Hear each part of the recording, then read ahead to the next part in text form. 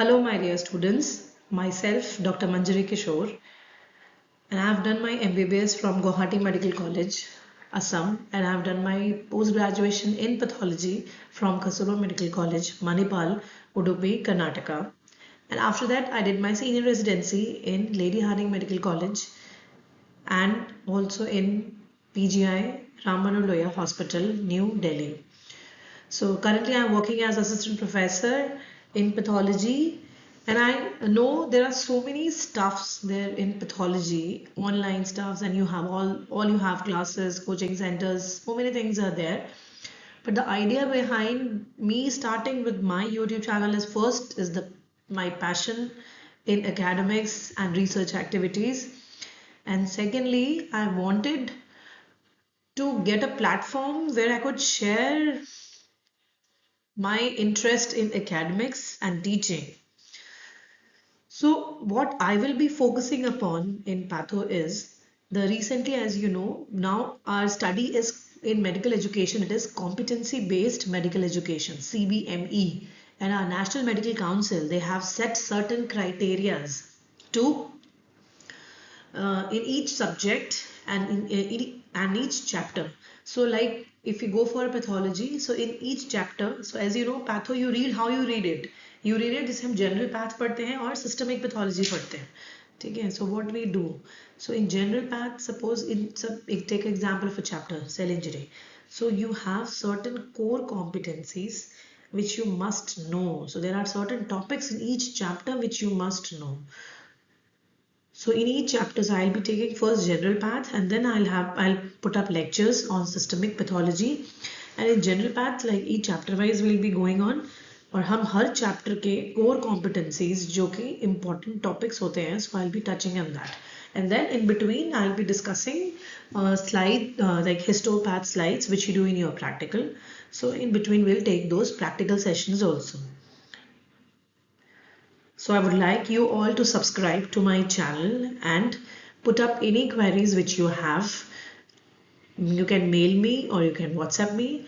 And soon I'll be starting with live sessions where I'll be taking lectures online live, and then you can post your questions and we'll discuss those points also. So to start with, so our cell injury, cell death adaptation. So this chapter I'll cover in 3-4 lectures. So today, so these are the competencies, like NMC के certain criteria हैं कि इस chapter में आपको इतना आना चाहिए, ठीक है? So what we do is, जैसे कि when you read cell injury, you must know the cause, mechanism, types, effects of cell injury and their clinical significance. You must be able to distinguish between reversible, irreversible injury, what are their mechanism, cell injury की morphology क्या होगी. Then you need to know about intracellular accumulations जो कि होते हैं example जैसे कि fat, proteins, carbohydrates, fine. Then you must describe the cell death. Mostly it is main is the necrosis and apoptosis. Then what are the different pathological calcification, gangrene क्या होता है. Then you must know about cellular adaptation. जब भी injury होती है, cell tries to adapt to that condition. So cell injury, immediately cell is not supposed to die. So they have, it's a sustaining ability of the cells to fight against those injurious agent. So उसके different types होते हैं.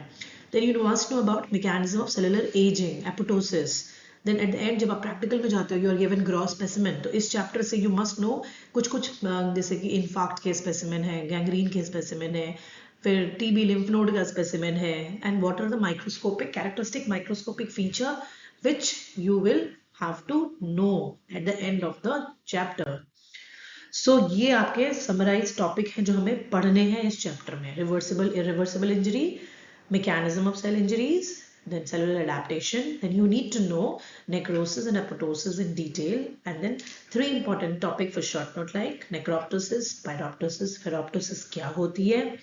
Then you need to know what is autophagy. Then you need to know what is intracellular accumulations, different type of accumulations क्या होते हैं, ठीक है. Then what are the different pathological calcification, dystrophic है, metastatic है. Then you what is cellular aging, fine.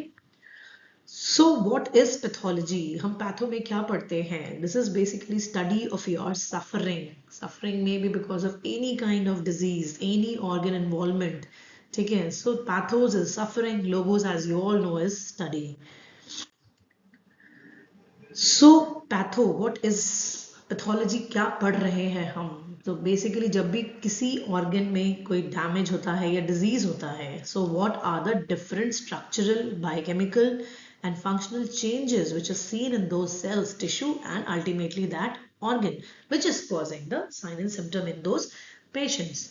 So it is a basic bridge hai between your preclinical subjects and the clinical subjects which you will be studying. Like जो आपने anatomy में normal histology, physio में normal functioning of the body cells, biochemical में जो biochemical mechanisms होते हैं cellular level पे, then all those mechanisms which are taking place at the cellular level that you have read in theory in biochemistry. ठीक है? Now you have to apply those concepts, the normal mechanism का concept in pertaining to your particular disease. So it is basically what? It is a scientific foundation of all the medicine. So हम दो broad terminologies के अंदर पढ़ते हैं path. One is general path and systemic path. See, this is theory, general and systemic. But in the diagnostic pathology, when you consider, so it's a huge branch. So it comprises of your hematology, cytopathology, histopathology, molecular pathology. So those are the diagnostic branches. So you need not go into detail of those at this level. So we'll focus on the general and systemic, ठीक है? Pathology theory wise. So general path में क्या पढ़ते हो आप? General path में है, this is the common reactions of cells and tissue to any kind of injurious stimuli. ठीक है, वो सारे ऑर्गन के लिए इक्वली एप्लीकेबल होता है. नेक्रोसिस मतलब necrosis of your lymph node also, necrosis of the kidney also, necrosis of liver, any organ which you take. So it is common term which you apply to all the organs. Now systemic में क्या होता है? हम systemic में पर से particular organ study करते हैं. जैसे किडनी है तो you need to know about the normal, मतलब abnormal thing which is taking place in the kidney stone की वजह से क्या चेंजेस आए हैं किडनी में हमारे, ट्यूमर ऑफ लंग की वजह से लंग में क्या क्या चेंजेस आए हैं, पेशेंट को साइन एंड सिम्टम्स क्या आने वाले हैं उसके, ठीक है, what are the gross and microscopic changes which is occurring in that particular organ, that you have to know. So that comes under systemic. So when you read any disease, कभी भी हम disease पढ़ते हैं, we need to know that is the core of pathology under 4 headings. First is your etiology. What is the causative agent of the disease? Then you need to know about the pathogenesis. What is the biochemical and molecular mechanism which is taking place or leading to that kind of disease. Then जब वो molecular और biochemical alteration हो चुके हैं आपके organ में, so how that organ में look like, कैसा दिखेगा. लंग में सपोज अंदर मैकेनिकल चेंजेस हो गए, मॉलिकुलर चेंजेस हो गए, लंग में ट्यूमर आ गया, देन मोर्फोलॉजी वाइज टंग कैसा, लंग कैसा दिखेगा आपका, ठीक है. It will not like look like your normal lung. उसमें एक ट्यूमर होगा जो कि ऑक्युपाई करेगा, एक mass like structure you will get it. Microscopy में देखोगे then you will see the tumour mass in that section. So once that tumor is there in your lung, for example, so what are the functional alteration in the cells? जो कि normal cells होते हैं, normal जो cells होंगे lung के, जो respiratory epithelium होगी, वो that will not be able to function properly. जो sign and symptom produce होंगे patient को, cough होगा, hemoptysis हो सकती है, ठीक है, difficulty in breathing हो सकती है due to the mass effect. So those are your clinical manifestation, how the patient will present after they are being affected by that kind of disease. So aetiology क्या होती है, what are the cause. So आप देखो कोई भी disease होता है उसका एक पॉजिटिव फैक्टर होता है कि क्यों हो रहा है वो, ठीक है. Everything has a cause. Like अगर मेरा पढ़ने में मन नहीं कर रहा, क्यों नहीं कर रहा, so there must be some cause which is not allowing me to study that topic. Fine. So most common it is like idiopathic word you have to remember. Idiopathic मतलब idiot like, ठीक है, no cause means we are not able to assign a particular cause, so we don't know the cause basically, so we give a broad term to that, idiopathic, ठीक है. तो और भी causes क्या क्या हो सकते हैं, जेनेटिक बहुत सारे जेनेटिक डिजीज होती हैं, इनहेरिटेड है या फिर लाइफ लॉन्ग अक्वायर्ड म्यूटेशंस हो रही हैं, that is manifesting as that disease. Now the big thing, environment. So infectious, nutritional, chemical, physical, pollutant. So those are the environmental factors which is causing any particular disease.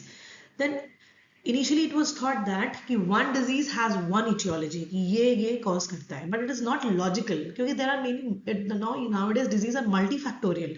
बहुत सारे cause होते हैं जो एक disease को cause करते हैं, ठीक है.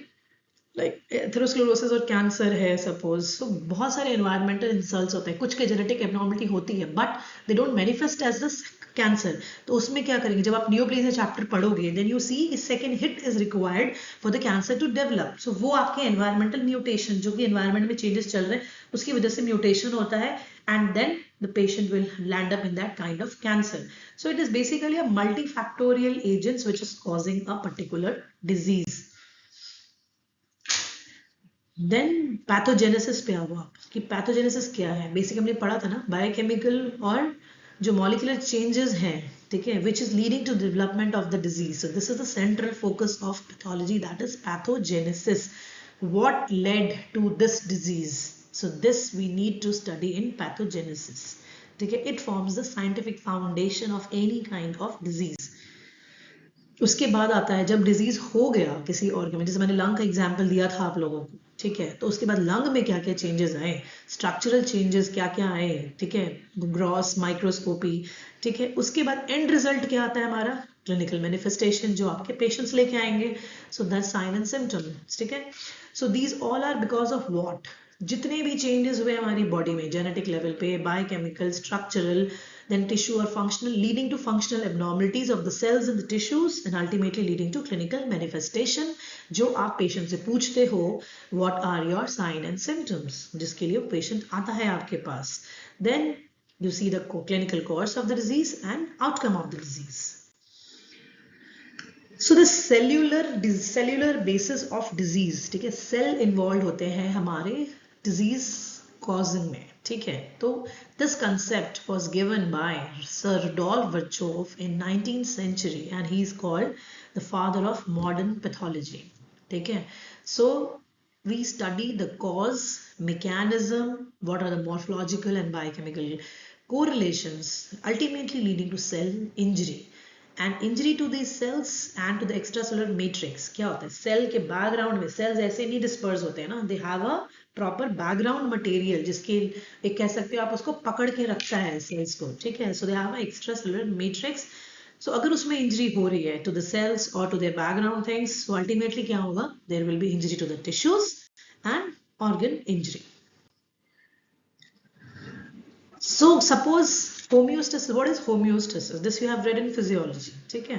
So normal physiological demands होते हैं ना हमारी बॉडी को, सपोज हम एक्सरसाइज कर रहे हैं या फिर हम कहीं पहाड़ पे चढ़ाई कर रहे हैं, ठीक है। सो जो जो मिनिमम फिजियोलॉजिकल डिमांड्स होती हैं, the cell is able to handle it normally. So that is called homeostasis, when body is able to meet any kind of demands and maintain a steady state in the normal structural and functional aspect of our system, ठीक है। But अगर हमारा physiological pathological stress बढ़ जाता है, there is increase demand, ठीक है, which our body is not being able to supply, ठीक है, to the cells in the tissue. तो उसके बाद क्या होता है, सेल्स भी अडेप्ट करने की कोशिश करते हैं as we adapt to so many adverse conditions in our day to day life, ठीक है, हम भी अडेप्ट करते हैं, ठीक है।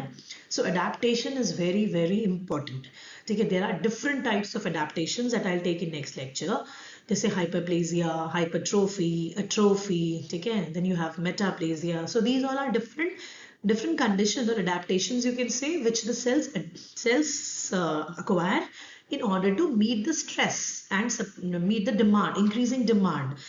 but अगर देखो जब हमारा adaptive response भी fail हो जाता है, we are not being able to adapt, then what we do, leave it, नहीं हो रहा मुझसे ये काम, ठीक है।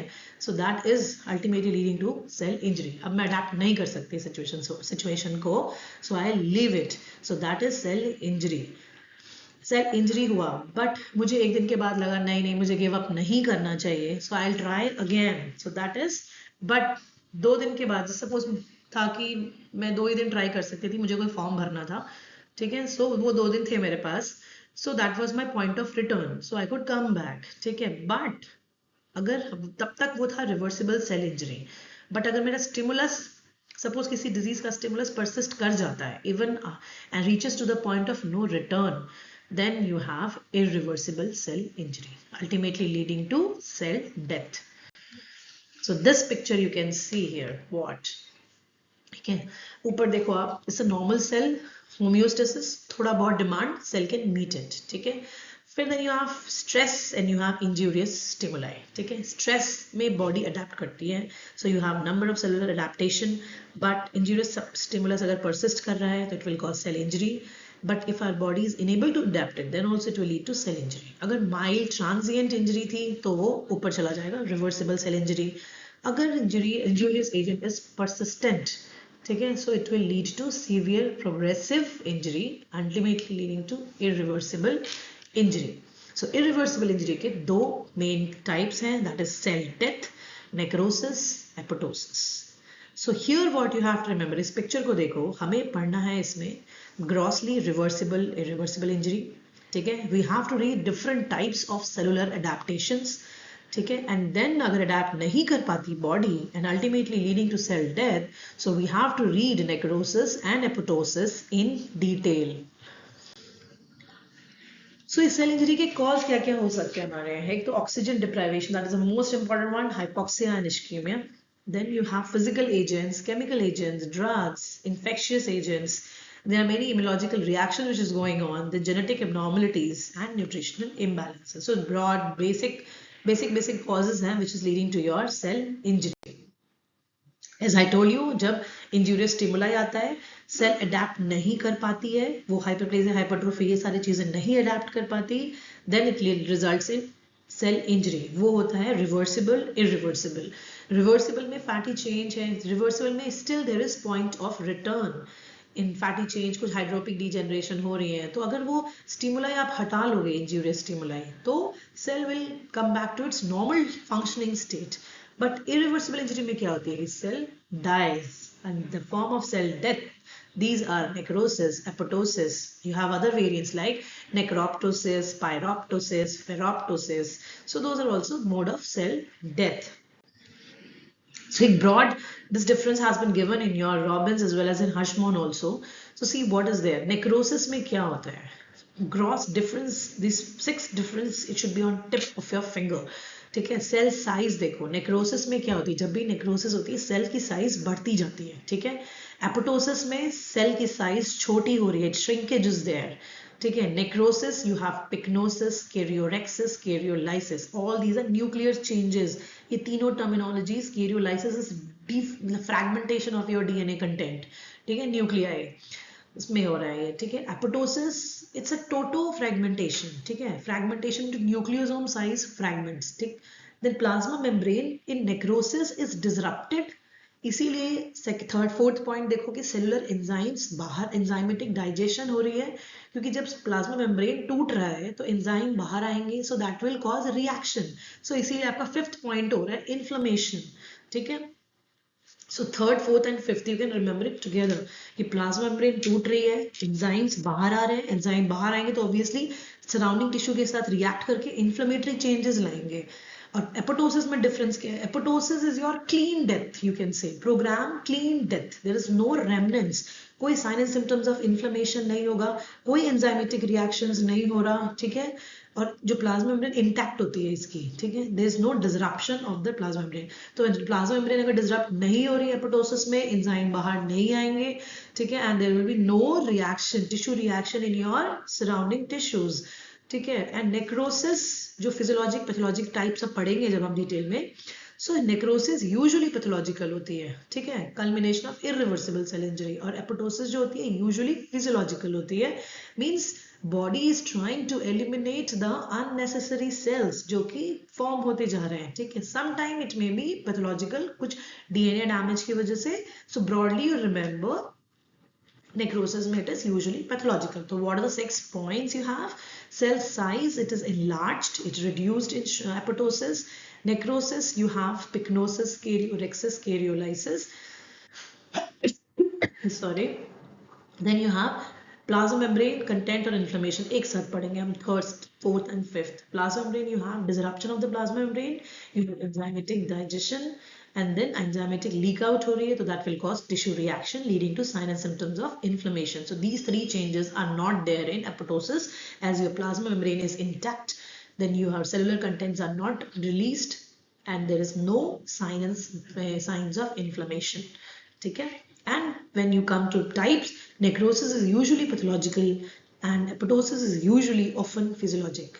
Pathologic कभी कभी होती है when there is a damage to your DNA. So coming to, we'll go retrograde. So first we'll read about necrosis and apoptosis, the cell death. फिर हम कुछ reversible के बारे में पढ़ेंगे. Then we'll move on to cellular adaptations. ठीक है. So two principal types are necrosis and apoptosis.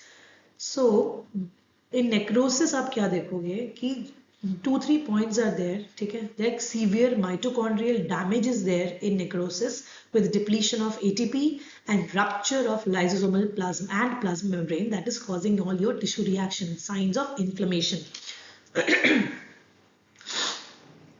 So necrosis occurs more commonly encountered. Like necrosis, I said it is usually pathological. So it can be seen because of any kind of injury, ischemia, exposure to toxin, various infections and trauma. Apoptosis has unique features. There are apoptosis जब हम पढ़ेंगे तो we'll read in detail what are the intrinsic pathway, extrinsic pathway, execution pathway for your apoptosis. Okay. So necrosis, it is usually thought as accidental cell death. ठीक है? It means there is severe injury which irreparably damages many cellular component. It is irreversible cell injury, cell death होना ही है. ठीक है? So when cell die by necrosis, so what I told you, there is enzymatic reaction.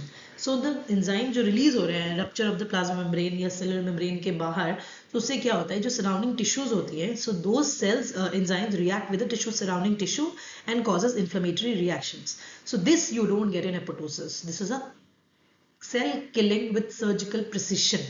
So when surgeon does surgery, उसका main aim क्या होता है? It should be a clean surgery, ठीक है?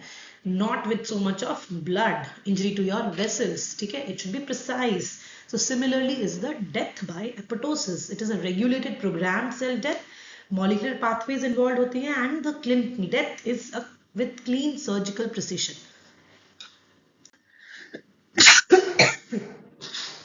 So you see here, ये normal cell है, ठीक है?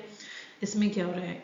रिवर्सिबल इंजरी आई, कुछ इंजूरियस स्टिमुलाई आए, ठीक है, तो उसके बाद ये रिवर्सिबल सेल इंजरी के चेंजेस हैं. स्वेलिंग होगी, सेल इंजरी, सेल्स की swelling of the endoplasmic reticulum, mitochondria की स्वेलिंग हो रही है, थोड़े थोड़े मेम्ब्रेन ब्लेब्स फॉर्म हो रहे हैं. बट अगर हमने इंजूरियस एजेंट हटा लिया तो ये सेल रिकवर कर जाता है, नॉर्मल सेल बन जाएगा ये, ठीक है. But when your injurious stimulus is continuously given, वो नहीं हट रहा, नहीं हटा पा रहे हैं हम उस इंजूरियस एजेंट को, तो प्रोग्रेसिव इंजरी होगी. तो क्या क्या चेंजेस होंगे? Your plasma membrane will break down, ठीक है, लीकेज ऑफ द कंटेंट बाहर आएगा. जब भी देखो सेलुलर कंटेंट बाहर आ रहा है, so you have enzymatic reactions, fine. So यहाँ पे क्या हो रहा है? इन्फ्लेमेशन. जब भी कुछ एंजाइमेटिक रिएक्शन होगा तो प्रोटेक्शन का मैकेनिज्म डेवलप होगा, इन्फ्लेमेशन चेंजेस शुरू होंगे आपके, तो न्यूट्रोफिल मैक्रोफेज आ जाएंगी इस एरिया में. So you have lot of evidence of inflammation here. Apoptosis में देखो क्या हो रहा है, यहाँ पे सेल की साइज छोटी होती है, ठीक है, shrinkage is there. So what here? Condensation of chromatin, ठीक है, मेम्ब्रेन ब्लेब्स इसमें भी फॉर्म हो रहे हैं, इसका भी फिर यहाँ अगर कंटिन्यू हो रहा है, ठीक है, इंजीरियस एजेंट. सो यहाँ देखो क्या हो रहा है, this is coming in toto, fragmentation toto हो रही है, प्लाज्मा मेम्ब्रेन लीक आउट नहीं हो रहा, डैमेज नहीं हो रहा, ठीक है, यहाँ पे डैमेज हो रहा है तो सेलुलर कंटेंट बाहर आ रहा है, you have sign of inflammation. In apoptosis it is cellular fragmentation of toto, you can say complete set, तो वो पूरे apoptotic body form होकर रिलीज हो रही है, no sign of inflammation. So this is a clean death, ठीक है. फिर जो रिलीज होते हैं, जो apoptotic body को रिमूव करना है हमें बॉडी को, तो फैगोसाइट्स आके इसे इंगल्फ करके फैगोलाइजोसोम और ऐसे करके वो बॉडी को रिमूव कर देंगे उस साइड से. So see, now we know the basic concept of necrosis and apoptosis क्या होता है ये, ठीक है. So sometime कुछ condition में क्या होता है, we cannot see a clear demarcation कि whether it is death by necrosis or it is death by apoptosis. So उसमें होता है, there are terms like necroptosis, pyroptosis, pheroptosis. So this I'll tell you in detail. Fine. So when we come to necrosis, so it is basically result of severe injury which is causing the cell death. So different causes हैं हमारे इसके, ischemia, some very different type of toxin, burns, chemical injury and physical injury. Fine. So situation in which there is protease leakage out. कोई भी enzymatic disruption of a plasma membrane will cause leak out of those enzymes or cellular content. So that will damage your surrounding tissue. तो surrounding tissue या organ में inflammation भी हो सकती है. Suppose protease का leak out हो रहा है तो that will cause pancreatitis also. ठीक है. So how it is, like how it looks like when necrosis happens. So there is denaturation of cellular protein, ठीक है, लीकेज ऑफ सेलुलर कंटेंट देखा हमने, सेल का टूटना, ठीक है, through damage membrane and local inflammation and enzymatic digestion of लीथली injured tissue. So damage membrane जो होते हैं, जो भी रिलीज करते हैं your inner lysosomal enzymes, so which will enter the cytoplasm and digest it. So cellular content leak out हो रहा है. See, this is all which I have shown you in the flow chart, the diagram था, ठीक है. So they have a host reaction in form of inflammation in case of necrosis. Fine. So see, there DAMS क्या होता है? There's a damage associated molecular patterns, ATP, uric acid. So ये इन सब के level भी change होता है हमारे, ठीक है. When a cell undergo death by necrosis. So these molecules, these are recognized. So these all molecules are recognized by the macrophages, triggering the phagocytosis, मतलब eating away of all the debris, ठीक है, and producing inflammation. So necrosis associated leakage of intracellular proteins होती है, which is occurring through your plasma membrane. So ultimately जब ये सारे protein leak out होते हैं ना, तो हम उस प्रोटीन को मेजर करके डिटरमाइन कर सकते हैं कि इस टिश्यू की इंजरी हुई थी. सपोज हम कार्डियक मसल्स का injury, how we can detect it? Trop T test होता है जब भी आप इमरजेंसी में पोस्टेड होगे. सो यू हैव अ ट्रॉपटी करते हैं.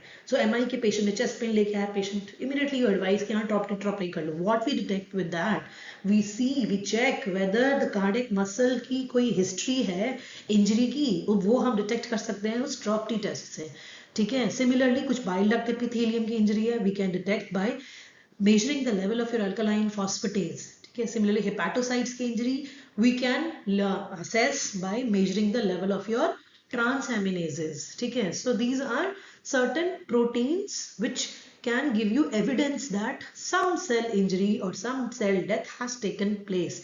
एक तरह से biomarkers for cell death you can say. Fine. जो भी नेक्रोटिक सेल्स होते हैं हमारे कैसे दिखते हैं, चाहे वो किसी भी ऑर्गन में आप देखोगे, किडनी में देखोगे, किडनी के ग्लोमेरुलाई, टिब्यूल, किसी में भी देखोगे कैसे होता है. जो नेक्रोटिक सेल्स होते हैं, इओसिनोफिलिया बढ़ जाती है उसकी. जो एचई स्टेन पे जब आप पिंक एंड ब्लू देखते हो पैथो में, हिस्टो की स्लाइड में, उसमें देखोगे कि एचई स्टेन में पिंक बहुत ज्यादा दिखता है. Why? That is because of your loss of cytoplasmic RNA and accumulation of your denatured cytoplasmic proteins. Fine. And then you have a glassy homogeneous appearance. That is why it is occurring, because of loss of glycogen particles. ठीक है. Then you have cytoplasm में vacuolations दिखती हैं, moth eaten appearance जैसा दिखेगा. और myelin figure जो होती हैं, those are dead cells which is replaced by large whorled phospholipid precipitates. ठीक है. So this diagram is there in your Robbins. इसमें देखो ये ना किडनी के ट्यूब्यूल्स का पिक्चर है ये. So इसमें आप क्या देख रहे हो, बहुत ही वेल ऑर्गेनाइज्ड ट्यूब्यूल्स हैं, बैक टू बैक अरेंज्ड है, lining by single cuboidal epithelial cells हैं. जो राउंड क्यूबॉइडल एकोलामिनर होते हैं, लंबे लंबे होते हैं, ठीक है. तो क्यूबॉइडल चेंजेस हैं, क्यूबॉइडल सेल्स हैं. इसमें क्या देखो, सेल की स्वेलिंग हो रही है. नेक्रोसिस का फर्स्ट पॉइंट क्या था, सेल की स्वेलिंग होती है. तो इसमें आप देखोगे सेल्स की साइज बड़ी हो रही है, ठीक है. थोड़ा इरेगुलरिटी आ रही है, और कुछ आपको मटेरियल बाहर नजर आ रहे हैं, अंदर नजर आ रहे हैं, इन्फ्लेमेटरी कुछ सेल्स आ रहे हैं इन्फ्लेमेशन के, ठीक है. So the orderly arrangement is disturbed. Fine. Cells की size, irregularity in the structure of the tubules. Then ultimately what you see here, necrotic cells, ठीक है. You can't identify whether this is a tubule or not exactly. जब आप compare नहीं करोगे, हमें normal remnants of tubules नहीं दिखेंगे, we cannot say this is tubule of kidney, ठीक है. So cells बड़े बड़े हो गए हैं, लीकेज हो रहा है कंटेंट में, ठीक है. And here cannot, no proper viable cells are not there in this. So these are necrosis. Electron microscopic changes.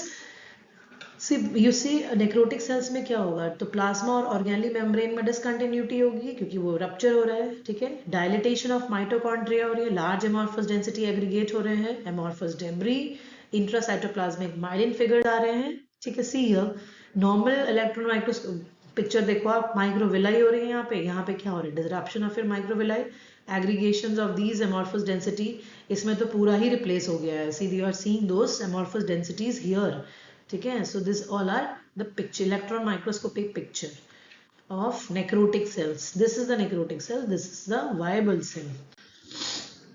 फिर पैटर्न जो हमने बताया था ना, तीन इंपॉर्टेंट चीज, पहला तो हमने सेलुलर स्वेलिंग देखी थी, ठीक है, वो नेक्रोसिस में है। Then you have three pattern, important patterns जो कि ब्रेकडाउन ऑफ डीएनए की वजह से होता है। So these all are characteristic of your necrosis. Karyolysis is what, fading of the chromatin basophilia, जो ब्लू ब्लू ब्लू होता है वो पिंक पिंक पिंक में आ जाता है, ठीक है। So that is loss of DNA because of enzymatic degradation of endonuclease. Then you see pyknosis, this can be seen in apoptosis also. इसमें बेसिकली न्यूक्लियस जो होता है श्रिंक हो रही है, इंक्रीज बेसोफिलिया, न्यूक्लियस सेल बड़ा होता है, उसके बीच में न्यूक्लियस होती है, उसके सराउंडिंग साइटोप्लाज्म होता है, this structure you should keep in mind, ठीक है। देन यू हैव कैरियोरेक्सिस, जो पिक्नोटिक न्यूक्लियस छोटी हो गई थी न्यूक्लियस, वो अब टूट जाती है, ठीक है। So that is going under, it undergoes fragmentation. So उसके बाद क्या होगा, 1 to 2 days में all these nuclear will be vanished by the phagocytic system. So जो आपने नेक्रोसिस देखा, ठीक है, so then you have patterns of necrosis. एक सेल डाई हो रही है, नेक सेल डेथ हो गया, ठीक है, बट हम पैटर्न टिश्यू नेक्रोसिस की बात करें तो एक ऑर्गन को इन्वॉल्व कर रहा है, छोटे छोटे छोटे छोटे सेल्स, बहुत सारे सेल्स डेथ हो रही है, तो एक ऑर्गन में एक आपको एक परफेक्ट एक एरिया देगा जहां पे नेक्रोसिस हुई है, ठीक है। तो large number of cells when they are dying in the tissue और organ is said to be necrotic. जैसे इन्फाक्ट है, मायोकार्डियल इन्फाक्ट, तो एक पोर्शन ऑफ द हार्ट है जहाँ पे नेक्रोसिस हो रही है, ठीक है। So it's a portion of heart infarct, ठीक है। Many myocardial cells forming a tissue organ में कन्वर्ट होता है, ठीक है ना। सो पैटर्न ऑफ नेक्रोसिस जब हमें दिखेगा, हम सेल्स देख नहीं सकते ना ग्रॉसली, ठीक है, तो जब हमें पैटर्न दिखता है नेक्रोसिस का, तो हमें एक ग्रॉसली विजिबल चीज दिख रही होती है, दो उससे हमें अंडरलाइन कॉज के बारे में पता चलता है। सो डिफरेंट टाइप्स है, कोएगुलेटिव, लिक्विफैक्टिव, ठीक है, फिब्रिनस है, फैट नेक्रोसिस है, so these all are different types. So will deal with it. Coagulative necrosis क्या होती है, इसमें होता है कि डेड टिश्यू जो होता है ना, उसका architecture is preserved, it has a firm solid structure कह सकते हो कोएगुलेटिव नेक्रोसिस को, ठीक है। बेसिकली डी नेचर से when we boil egg it becomes a hard substance, ठीक है। So it is a denaturation of protein, egg में भी वही होता है, here also in coagulative necrosis it is the same. So here there is no proteolysis of the dead cells, मतलब bacterial action नहीं हो रहा है इसमें, कोई भी एंजाइमेटिक रिएक्शन, ठीक है, डीनेचुरेशन हो रहा है, सॉलिड फर्म एरिया है जहां पे सेल डेथ हो चुकी है, ठीक है, बट वहां पे प्रोटियोलाइसिस नहीं हो रही, there is blockage of any kind of enzymatic reaction, ठीक है। So cells intensely eosinophilic cells होंगे जो हमने पढ़ा था कि सेल्स पिंक ज्यादा हो जाता है, ठीक है। नेक्रोटिक सेल्स होते हैं क्योंकि लाइसोसोमल प्लाज्मा मेम्ब्रेन टूट रही है, तो हमारे लाइसोसोमल एंजाइम्स बाहर आ रहे हैं, that is causing the inflammation to occur, ठीक है। सो इनफैक्ट सपोज कोई भी localise area, kidney in fact localise area है जहां पे ब्लड सप्लाई रुक गया है, ठीक है, so it is not going inside the organ proper. So this is C. This is a coagulative necrosis. This is a kidney का specimen है gross. उसमें आप क्या wedge shaped infarct देख रहे हो आप, wedge shaped, जो उसका broad base है that is towards the edge, and then अंदर की तरफ you are seeing a wedge shaped का yellow area है जहाँ पे infarct है, वहाँ के cells dead हो चुके हैं, ठीक है।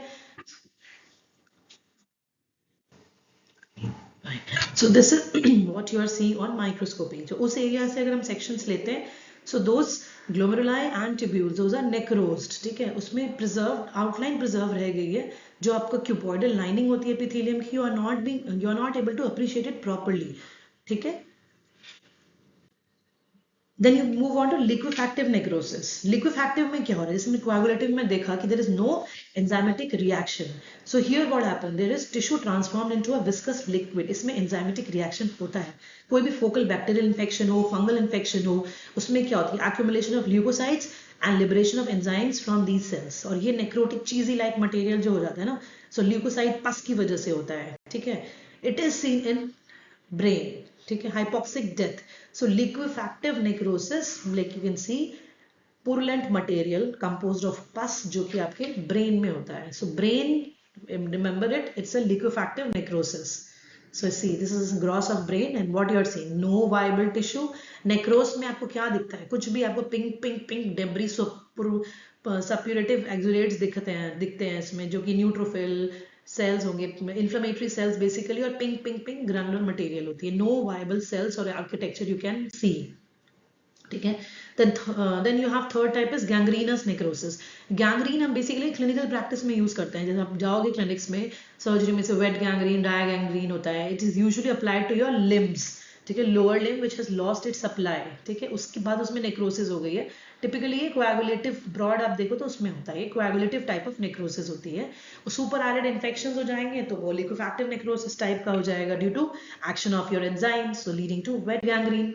सो see picture of wet gangrene. ठीक है, लॉस ऑफ ब्लड सप्लाई हुआ and then super added infections हो गए. This is a dry gangrene from more of a coagulative type.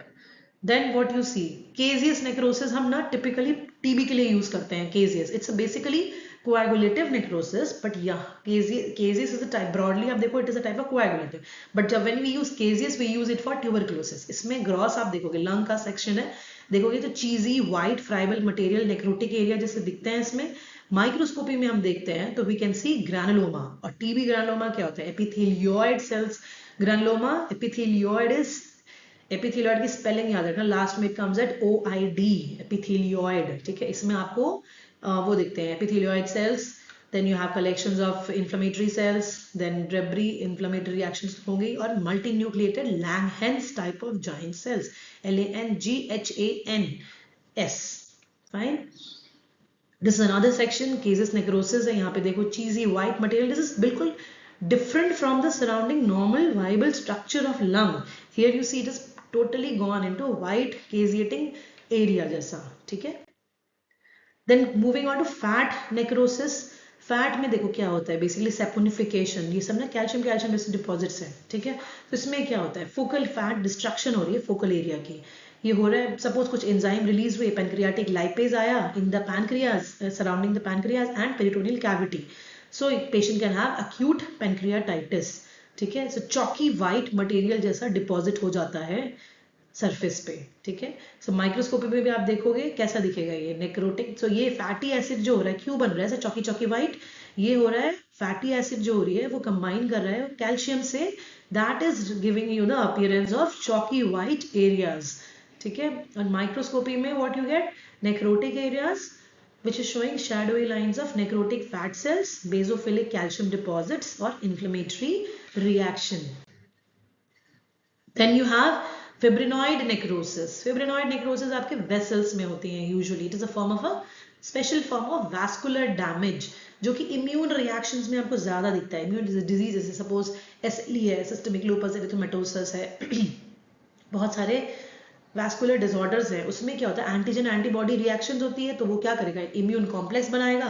वो इम्यून कॉम्प्लेक्स हमारे वेसल्स में आके डिपॉजिट हो जाता है. ठीक है, so it is like immune complex का deposits together with your plasma protein which has leaked out from the vessels. ये आपको एक ब्राइट पिंक एमॉर्फस अपीयरेंस देता है. So this is fibrin like. So ये आपके वेसल वॉल में होती है. व्हाट आर द 3 लेयर्स, जैसे आपके इंटिमा, मीडिया, एडवेंटिशिया, ये सारे लेयर्स होते हैं. किसी भी लेयर के बीच में ये पिंक होमोजीनियस सब्सटेंस लाइक जो कि एंटीजन एंटीबॉडी कॉम्प्लेक्स है, इम्यून कॉम्प्लेक्स, वो आके डिपॉजिट हो जाता है. So we have finished our patterns of necrosis. ठीक है, so in next class, next lecture I will deal with cellular adaptation. Then we'll move on to proper apoptosis. Fine. So necrosis, or we can do is next class I will take detailed apoptosis. So we'll finish with necrosis and apoptosis in detail, and then we'll move on to cellular adaptation. So just to revise, हमने देखा कि necrosis apoptosis आपको differentiate करना है. Suppose starting से normal cell होता है हमारा, होम्योस्टेसिस मेंटेन करने की कोशिश करता है. ठीक है, बट अगर नहीं हुआ, इंजीरियस एजेंट कंटिन्यूअसली रहा, तो एक पॉइंट ऑफ रिटर्न रहता है, वो रिवर्सिबल इंजरी कहते हैं हम. अगर वहां हमने स्टिमुलस हटा लिया तो रिवर्ट बैक कर जाता है. उससे पहले भी we have cellular adaptation, adapt करने की कोशिश करता है, नहीं कर पाया, then reversible injury. Reversible injury अगर फिर भी इंजीरियस एजेंट स्टिमुला हमने रिमूव नहीं किया, then we land up in irreversible cell injury. Irreversible cell injury, cell death. उसके 2 टाइप्स हो गए हमारे, necrosis and apoptosis. So necrosis, what you see, first point is cell की साइज अगर देखो देखो, it is increased in necrosis, it is decreased in apoptosis. Then nucleus, तो 3 term हमने पढ़े डीएनए चेंजेस जो होते हैं, पिक्नोसिस, karyorrhexis, कैरियोलाइसिस, all these you see in necrosis. And in apoptosis what you see is fragmentation in nucleosome sized fragments. Plasma membrane disrupt होता है necrosis में, enzyme बाहर आता है नेक्रोसिस में, और इन्फ्लेमेशन के साइंस होते हैं नेक्रोसिस में. आपके ये तीनों चेंजेस एपोटोसिस में नहीं होंगे. ठीक है. नेक्रोसिस हमारा यूजुअली पैथोलॉजिकल होता है, culminating that is a culmination of irreversible cell injury. Apoptosis is usually physiological, जो कि हमारे जो बॉडी में डे टू डे सेल्स, जो अनवांटेड सेल्स होते हैं, उनको रिमूव करना है. That is done by apoptosis. It can be pathological in certain condition, जब कुछ एग्जाम्पल जैसे डीएनए डैमेज हो रहा हो जहाँ पे एपोटोसिस हो रही हो. Apoptosis is a clean death, clean surgical death. Surgical precision जैसे होता है, same that way it is a clean death of the cell without signs of inflammation. So we are done with patterns of necrosis. So next lecture which I'll post, I'll do it with intrinsic apoptosis की जो pathway होते हैं gross, you should remember it is divided into mitochondrial or intrinsic pathway, and you have an extrinsic pathway, and that two culminate into execution pathway. तो उसमें हमारे बहुत सारे roles होते हैं, Kaspasis के role और ये. So just what I want is just go and read once your apoptosis, and then next lecture I'll post is about detail of apoptosis, then followed by cellular adaptation, and then we'll move on to some intracellular accumulations here, then 3 paroptosis, ferroptosis, necroptosis, and then autophagy is there, then cellular aging is also there. So I'll try to finish in 4 to 5 lectures.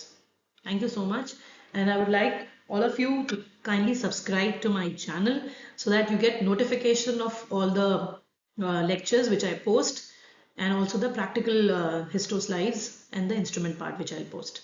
Thank you so much for the patient hearing.